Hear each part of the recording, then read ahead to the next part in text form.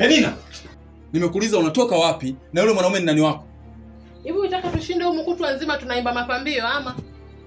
Yaani mwanaume mzima ushinde kwenda kutafuta pesa kule nje, unabaki unazunguka huko ndani na Biblia. Hivi unataka mimi na mwanao huko ndani tuwe hiyo Mathayo 9 au Galatia 12? Wanyu wanadamu mbona mnanongwa nyinyi? Acheni nongo. Mimi juzi kati mnakautua unajua usichukue baridi.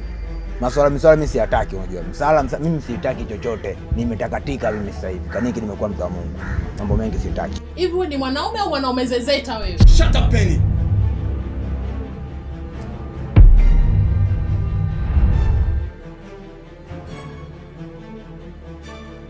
Marafiki zako na hata hao washenzi wenzio, hao wazenzi wenzio wanafahamu kwamba wewe uko katika mikono yangu.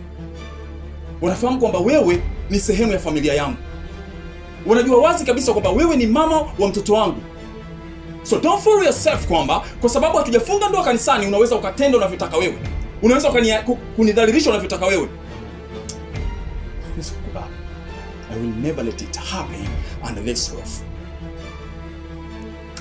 Ukiwa bado unaishi katika hii nyumba, ukiwa bado unaishi ndani ya hii nyumba, utaniheshimu kama mumeo. Full stop. No discussion, no question.